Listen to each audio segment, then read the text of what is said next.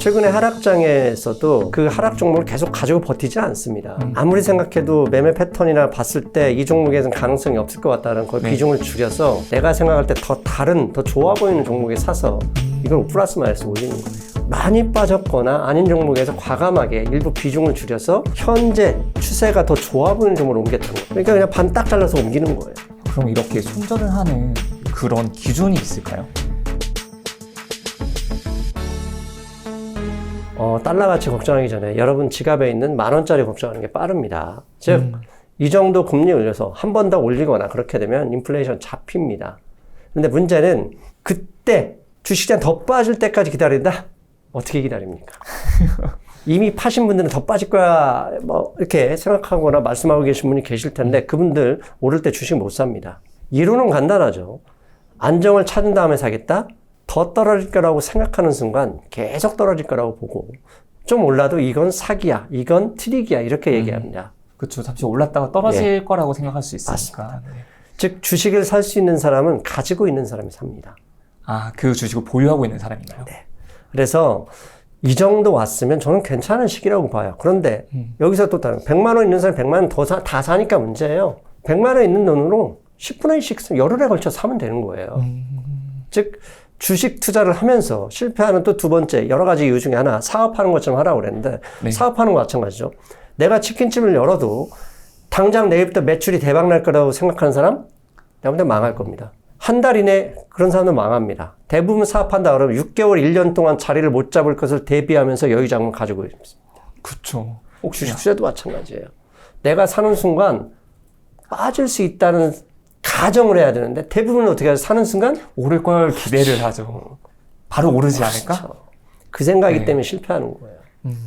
왜? 즉 내가 사는 순간 빠질 것이다 기대한다면, 그럴 수 있다고 가정한다면 빠지는 주식을 살 수 있는 거예요. 근데 내가 사는 순간 무조건 올 것이다 그러면 빠지는 주식 절대 못 삽니다. 올라가야 따라갑니다. 근데 그런 사람들이 맨날 당하죠. 그럼 보통 고수분들은 좀 빠진 주식을 많이 보는 편인가요? 주식시장 고수는 많이 빠진 주식을 가장 싫어합니다. 자, 지수가 하락할 때 A, B, C 세 종목이 있습니다. 네. 가장 많이 빠진 종목. 제가 투자의 감각 책에서도 말씀드렸지만 가격은 모든 걸 반영합니다. 지수가 10% 빠졌는데 A라는 종목은 5% 빠졌고 B라는 종목은 보합이에요. 안 빠졌어. C라는 종목은 30% 빠진 거예요. 지수보다 더 빠졌네? 네. 그래서 사람들은 뭘 사냐? 이걸 사요. 많이 빠졌다고. 많이 빠졌으니까 많이 오를 수 있다고 생각하는 거죠. 절대 그렇지 않습니다. 절대 그렇지 않습니다. 30% 빠졌다. 지수가 10%밖에 안 빠졌는데 30%나 빠졌어? 빠진 이유가 있는 거예요. 주식은 내가 모르는 이유로 빠지는 거지, 그 이유가 알려졌다 그러면 이미 다 팔고 나가는 거예요. 그러니까 뭔 이유도 모르게 주식시장 지수보다 많이 빠졌다 이런 종목은 내가 모르는 악재가 기다리고 있는 거예요. 그런 주식 사면 안 되는 거예요. 어떤 주식을 사야 되냐? 지수가 그렇게 떨어졌는데 버텨요. 왜 버틸까요? 뭔가 그래도 이 종목만의, 주식만의 그런 포인트가 있을 것 같아요. 거예요. 내가 모르는 호재가 있을 것이다. 여러분이 믿어야 될 건 상승 미터도 아니고 슈퍼갭도 아니에요. 내가 산 종목의 가격을 믿어야 돼요. 내가 산 종목이 이유도 없이 잘 버텨 지수가 떨어지는데, 그러면 내가 모르는 좋은 일 기다리고 있는 것이다 라고 가정해야 되는 거예요. 가치 대비 가격이 싼 거라고 볼 수 있겠네요. 즉 내가 관심종을 가지고 있는 종목 중에 좀 괜찮은 종목이라고 가정하고 A 세 종목, 뭐 여러 종목이 있는데 지금 지수가 빠질 때 어떤 종목을 사야 돼, 10분의 1이나 좀 살래, 그 종목은 많이 빠진 종목이 아니에요. 덜 빠진 종목은. 그렇게 사셔야 돼요. 지금 예를 들어서 주식을 산다고 하면 좀 어떤 주식을 사라고 좀 추천을 해 주실 수 있을까요? 그냥 더 쉽게 하자고요. 삼성전자, 하이닉스 뭐 사야 되냐 이렇게 물을 수도 있는 거잖아요. 그렇죠. 뭐 사야 되냐 물어볼 수 있죠. 네. 간단합니다. 고점 대비 누가 덜 빠졌냐. 최근 한 달 동안 지수가 한 달 이렇게 많이 빠졌는데 네. 덜 빠진 종목을 사는 게 맞습니다. 더 빠진 걸 사는 게 아니라 덜 빠진 종목을 사는 게 맞습니다. 덜 빠진 걸 사는 게 왜 덜 빠졌느냐? 자체 몸이 건강하다는 얘기예요. 네네. 자, 이제 우리가 흔히 아는 빅테크 몇 개만 이제 얘기해 볼게요. 네. 가장 이제 시가총액 기준으로 하면 애플, 네. 이번 애플, 마이크로소프트, 아마존, 구글, 네. 그다음에 하나가 이제 테슬라 정도. 네.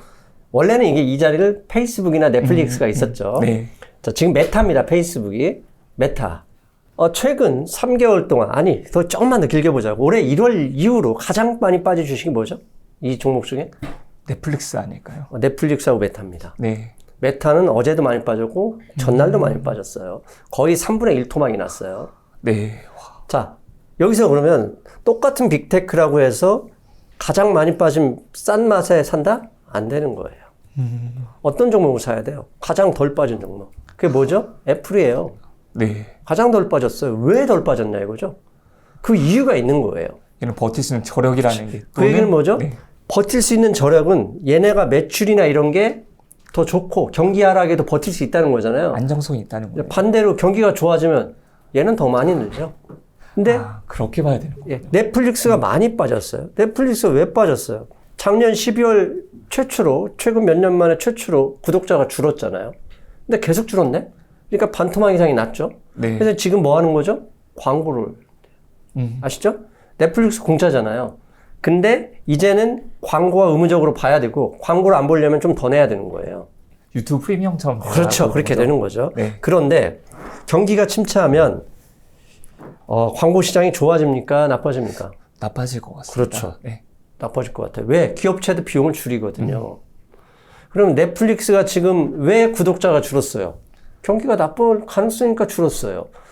그럼 기업체도 비용을 절감해야 되겠죠. 네. 그럼 넷플릭스에서 광고를 한다고 옛날에 광고 사업 만약에 했던 시기가 있었다면 그것처럼 수익이 네. 많이 올라올 거야? 어려운 거죠. 그렇죠. 구글, 페이스북, 애플 얘네들하고 경쟁하게 생겨 있는 거죠. 그러니까 경기가 호전되려면 금리 인상이 멈춰야 되고 금리 네. 인상이 멈추려면 인플레이션이 잡혀야 돼요. 그렇다 하더라도 좋아지냐? 그렇지는 않아요. 왜? 요새 전문 애들 페이스북 안 하잖아요. 뭐 하죠? 다들 인스타 쪽이나 틱톡이라든지. 틱톡. 네. 인스타도 별로 안 해요. 틱톡 합니다.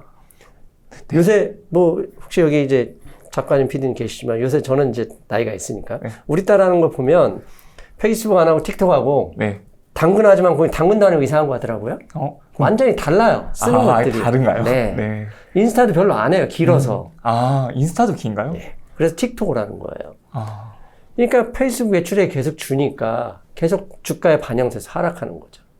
그럼 올라간다고. 그럼 경기가 좋아진다. 안 보던 페이스북 다시 보나요? 그건 안 아니죠. 봐요. 네. 그냥 보던 애플 TV를 더 보는 거죠. 왜? 사람은 한번 거기에 익숙해지면 네. 쉽게 안 바꿉니다. 그런 것처럼 빅테크도 있지만 빅테크 중에서도 간단합니다. 덜 빠진 거. 내가 빅테크를 사고 싶다. 간단해요. 주가 여러분 다 어플 가지고 계시잖아요. 어플. 지난 3개월 아니 6개월 좀 길게 보면 6개월 아니면 3개월 동안 가장 적게 빠진 거. 6개월, 3개월, 진짜 3개월이라든지 또 6개월 동안 가장 적게 빠진. 적게 빠진 그걸 사십시오. 그럼 지금 만약에 사기 좋은 거라고 보게 되면 애플 주식이 가장 더 좋죠. 좋다고 볼 수 있겠네요. 네. 그럼 혹시 지금 메타에 좀 돈을 많이 넣었던 분들도 있을 수 있잖아요. 그런 분들은 팔고 나와야 되는 걸까요? 사실 미래는 알 수가 없잖아요. 어떻게 그쵸? 될지. 네. 갑자기 페이스북이 뭘 해가지고 대박이 날 수도 있는 것이고 모르기 때문에 다만 주식 투자에서 꼭 기억해야 될 게 있어요. 물을 함부로 타는 건 아니에요. 주식시장에서 손 털고 완전히 나 망했어 하고 나가는 사람들의 공통점이 뭐냐. 한 번 손실을 본 거, 그러니까 실수해서 손실을 봤는데 그 손실을 만회하려고 더 큰 실수하다가 망가지는 거예요. 더 큰 실수 중에 물타기도 있는 건가요? 그렇죠. 가령 예를 들면 네. 메타를 샀는데 메타 지금 마이너스 거의 고점 대비 70% 정도 될 건데 네. 계속 물타다가 지쳐버리는데 이게 올라가면 더 나을 것이다 하면서 내가 월급 탄 돈을 가져온 사람들은 나아요. 엄마한테 빌려온 돈, 마이너스 통장 가져온 돈 이러면서 맛이 가는 거거든요.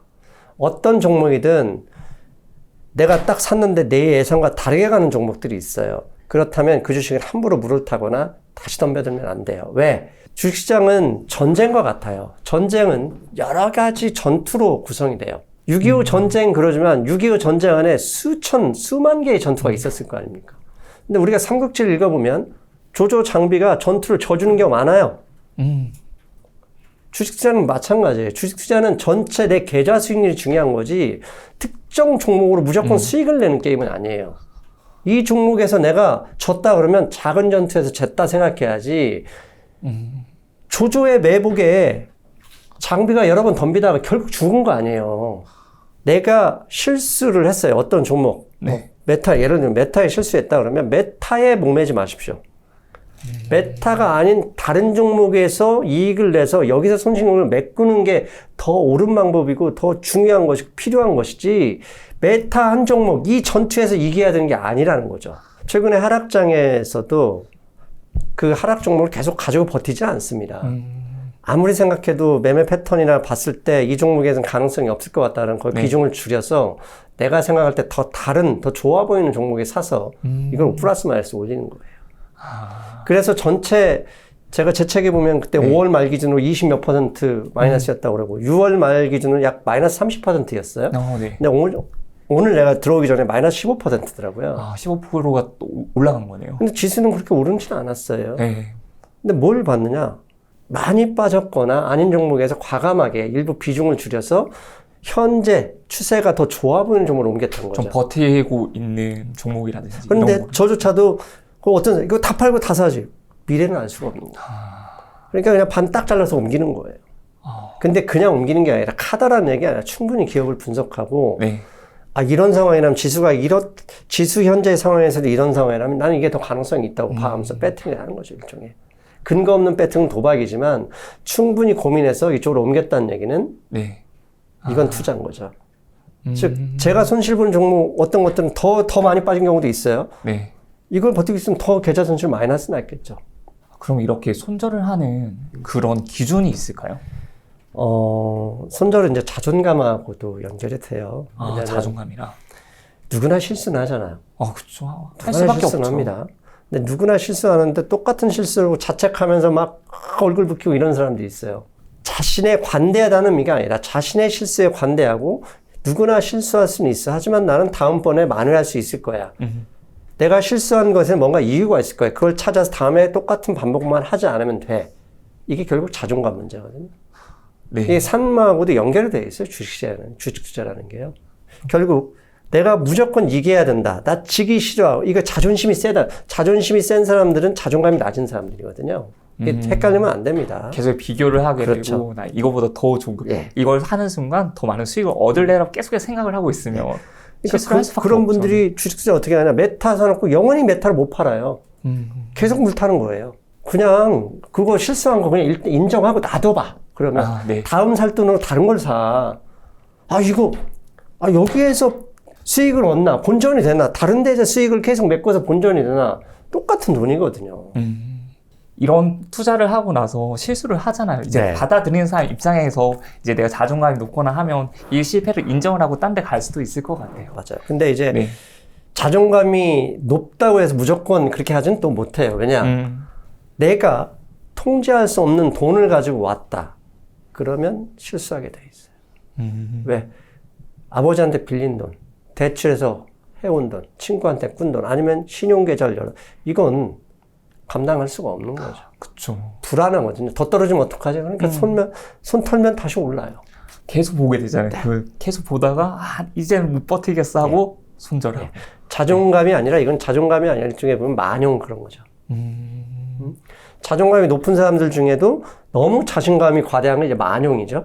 그러면 결국 망하게 되거든요. 자존감이 높다고 하더라도 그 실수를 인정한다 하더라도 자존감이 높은 사람은 대비합니다. 내가 시험에서 이번에 떨어지면 어떡하지? 다음 달에 더 열심히 하면 되지. 학원 다른 데 끊어보면 돼. 이렇게 미리 대비하는 뭔가 대안을 마련해놓고 기다려요. 자존감이 높대 그런 준비 없는 사람들은 만용이죠. 그런 거 안 해. 난 무조건 합격할 거야. 이건 자존감이 아닌 거예요.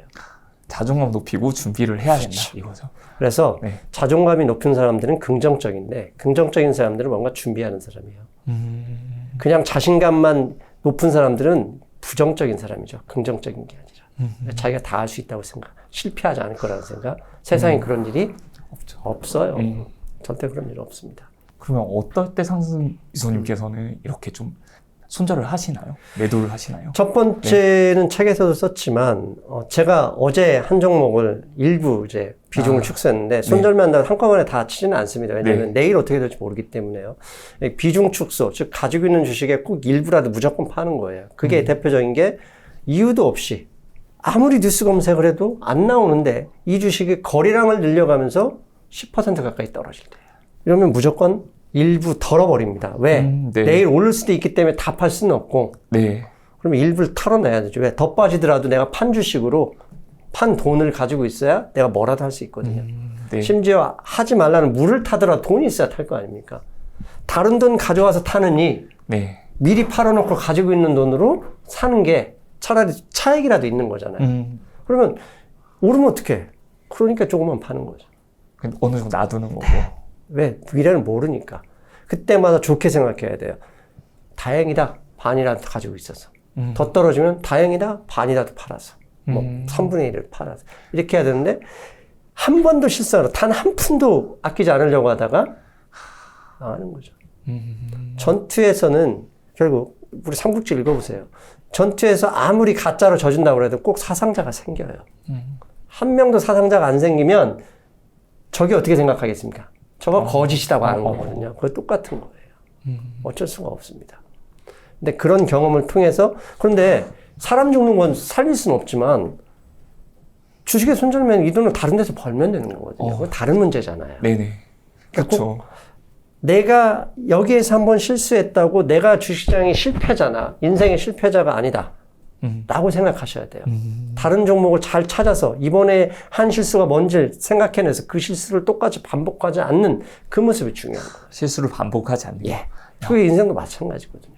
메타가 떨어졌는데 왜 지난번에 반등하는데 못 팔았느냐? 메타를 너무 좋게 본 거잖아요. 이제부터가 시작이다. 그러면 다시. 간단해요. 네. 메타 왜 떨어졌냐? 한국보다 메타, 스탁 뭐 이렇게 구글에 검색하면 수많은 블로그들 나오는데 거기 다 나와요. 틱톡을 더 많이 본다. 페이스북, 인스타 하는 시간이 이렇게 줄었다. 그럼 검색하면 다 나오거든요. 이렇게 줄었는데 주가가 오를 수 있겠습니까? 그래서 메타 승부국이 뭐예요? XR. 아, 네. 메타버스. 그래서 이름도 바꾼 거 아닙니까? 이게 성공하면 대박이 났을 때, 이 시장이 너무나 안 나오네? 시장이 마음대로 안 나오는 거예요. 이게 이대로 잘 진행이 되면 좋지만 이것까지 시간이 좀 걸릴 수가 있는 거죠. 그러면 이거에 너무 내가 긍정적이었던 건 아닌가? 아니면 메타가 왜 떨어지는지 생각해 본 적도 없었던 것이고, 실제로 페이스북 접속 인구, 인스타 사용 이런 거 계산 안 해본 거예요. 그래서 인스타에서 틱톡 따라잡으려고 릴스 나온 거잖아요. 잘 안 하잖아요. 다 그냥 틱톡 하잖아요. 맞아요. 즉, 내가 실수했던 게 뭐다 판단하는 것이고, 그 다음에 같은 실수 안 하면 되는 거지. 여기에서 무조건 다 이겨서 내 실수 만약 그게 더 큰 실수입니다. 인생은 더 큰 실수하다가 실패로 가는 거예요. 혹시 국내 주식도 하시고 해외 주식도 함께 하시나요? 예. 근데 해외 주식은 제가 그렇게 포지션이 많지 않아요. 국내 주식이 약 10% 정도만 하고 있고요. 대부분 네. 국내 주식을 많이 합니다. 국내 주식이 90%, 해외 주식이 10%로 보면 될까요? 근데 이제 국내 주식, 해외 주식을 적게 하는 이유는 제가 아무리 열심히 영문을 보고 해외 불구를 본다 하더라도 정부 접근성이나 그 이해하는 수준이 달라요. 그래서 제가 잘하는 거 해야 되는 게 맞잖아요. 내가 전혀 모르는 사업을 하는 게 그게 망하는 지름길이거든요. 네. 제가 잘하는 게 좀 더 접근할 수 있고 좀 더 많이 알 수 있고 그다음에 상황 대응하는 게 더 빠른 국내 주식이 맞다고 보고요. 그럼 만약에 처음 주식을 이제 접하는 분이라면 만약에 상승 교수님이 국내 주식이나 해외 주식에 대해서 물어볼 수 있잖아요. 그러면 어떤 걸 더 추천해 줄 수가 있을까요? 저는 포커를 배우거나 고스톱을 배우거나 똑같은 도박인데요. 아, 네. 1,000만 원, 내가 전자된 1,000만 원인데 포커를 배우면 어떻게 될까요? 처음 포커를 배우면요? 네. 아니, 도박을 한다면 잃을 수가 있겠죠. 망하겠죠. 네. 그럼 나 진짜 포커를 잘하고 싶어 그러면 그 1,000만 원 가지고 포커 자기가 진짜 대장이 되고 싶다 그러면 작은 돈부터 날려봐야죠. 정말 여러 번 시행착오를 겪어야 돼요. 고스톱을 친다 그러면 1,100원짜리부터 매일 1,000원씩 잃는 연습을 해야 큰 돈 가지고 할 수 있는 거고 포카도 마찬가지인 거죠. 즉 주식 투자는 국내 주식을 하든 해외 주식을 하든 종목을 고르고 종목을 사서 버텨보고 매매를 해보고 그 경험이 많이 쌓여야 돼요. 그러면 그게 그 돈을 하게 되면 잃게 돼요. 무조건 잃게 돼요. 그렇게 해서 배우는 거네요. 거기서 실수를 알게 되고 그 실수를 반복하지 않는 거네요. 시행착오죠. 주식 투자에서 큰 돈 날리는 사람이 대표적인 공통점이 뭐냐? 아무 생각 주식에다 큰 돈 땄을 때예요. 마치 경마장에 10만 원 들고 친구 따라 놀러 갔다가 1,000만 원 버리면 인생 망가지는 거예요. 오히려 과정이 좀 좋지 않았는데 결과가 좋은 경우네요. 네. 왜? 그 사람은 야, 돈 벌기 쉽네 이러면서 인생이 망가지는 거예요. 인생도 마찬가지죠. 우연히 참고서 보고 공부해서 성적이 잘 나왔다? 그 사람은 참고서만 봐요. 그래서 대학 가서 논술 시험 보면 점수를 못 내는 거예요. 그게 창의력이 안 되잖아요. 주식도 마찬가지예요. 그게 국내 주식이든 해외 주식이든 거쳐야 될 과정이 있습니다. 네. 축구를 잘하려면 손흥민 선수처럼 웨이트부터 시작해가지고 드리블링 다 거쳐야 할 과정이 있어요. 우연히 한번 들어가서 뻥 쳤는데 꽁 들어갔다 그런 건 없어요. 세상에 공짜 정신 없습니다. 잃어볼 수밖에 없어요.